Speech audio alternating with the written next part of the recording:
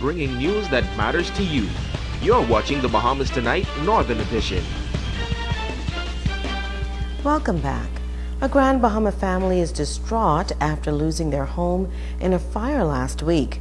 Tonight, while they are appealing for help to rebuild, there is another major concern. Artillis said he was out of the country when his triplex in Deadman's Reef went up in flames last Thursday. He said his wife called him and told him that the building was on fire, and he returned home on the next available flight. When I reached at the building, I saw that the building was completely destroyed by the fire. Persons was giving me information how the fire started, and everybody had their own story on it. What touched me most of all when I went there is that my 2-year-old, after the building was already destroyed, he still was trying to walk in the building as though he coming home.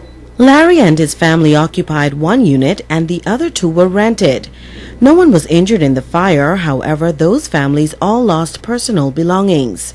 Larry is troubled by this incident because he believes this tragedy could have been averted if city water was available. He said the residents in Deadman's Reef have been agitating for this issue to be addressed for a long time.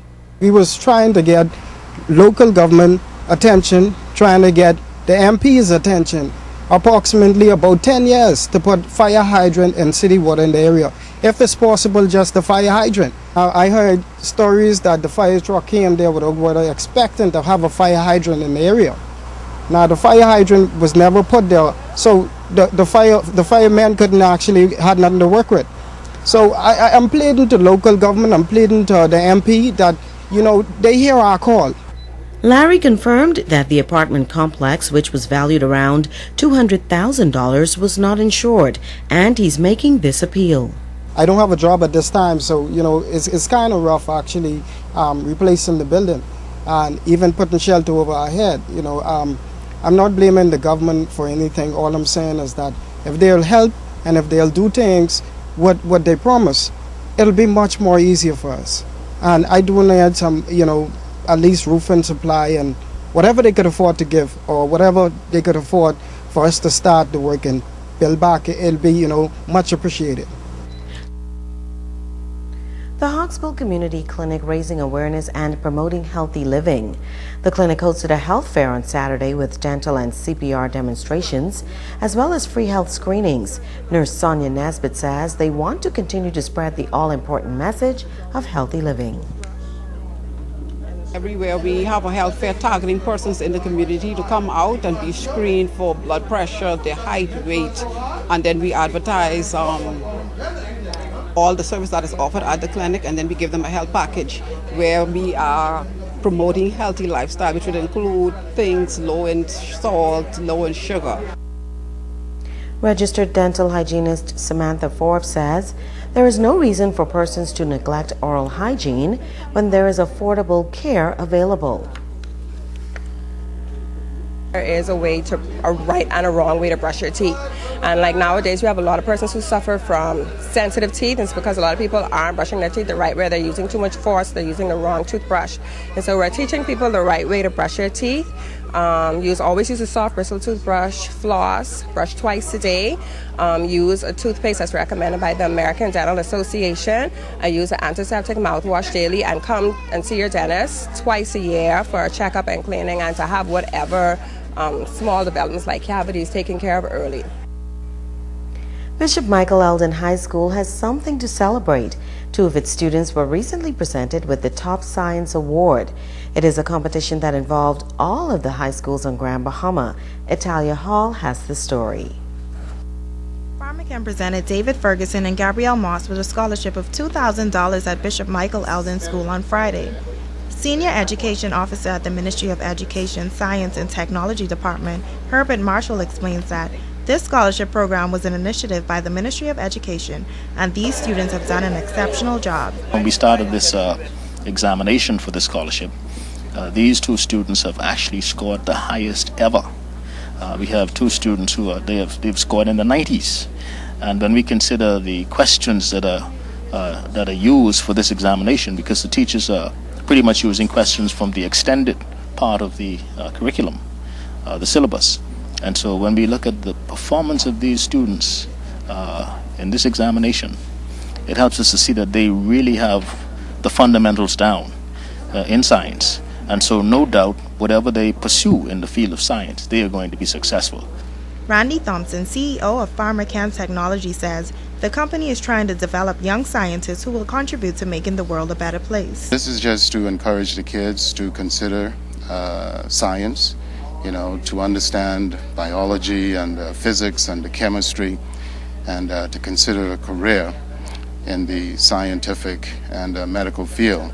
And again, we're pleased to be able to do this, and we'll continue to support Mr. Marshall and the Ministry of Education to support such programs to ensure that young people have the ability to have a quality of education and to prepare themselves for the future. David Ferguson and Gabrielle Moss are both elated to be recipients of the scholarship.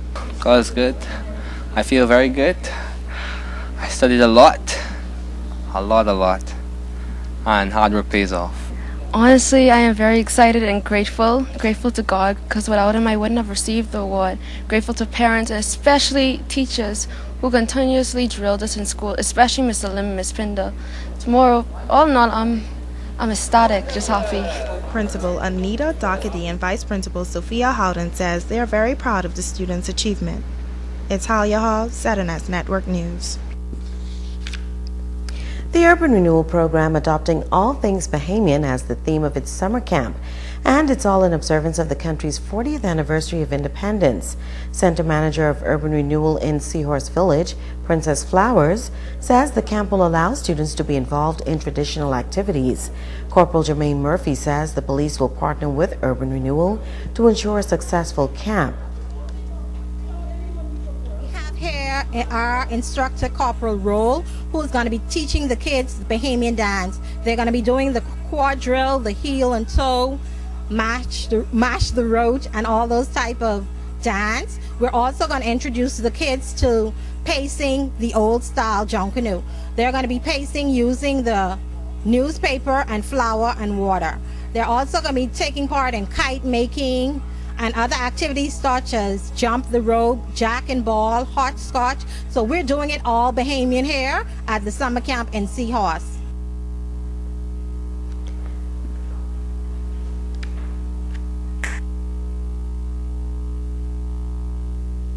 Urban Renewal to ensure a successful camp. And congratulations to you on your special honor on Sunday night. Yeah, it was great, to be recognized with all those exuberant dads and all those guys who are well known in the community, to be accepted as one of the dads of tomorrow. I think that's great for me. My kids enjoyed it. My wife had a great time there. Wonderful. And a special hello to Basil and Paula Nemore, who are always so encouraging to our They write me off. They take you #1 now. Well, that's what they said. Again, I can see Mama Paula when that's I get what they TV. said. And tonight is it's a big night. The Heat and Spurs. We're going to be rocking and rolling. Well, we'll see. I'm just an observer. Yeah, that's news from the Northern Service on behalf of the entire team. Daphne Neely, I call you tomorrow. I'm Ricardo. I'm Sabrina Brown. Thank you for joining us. The Bahamas Tonight continues with the National Report.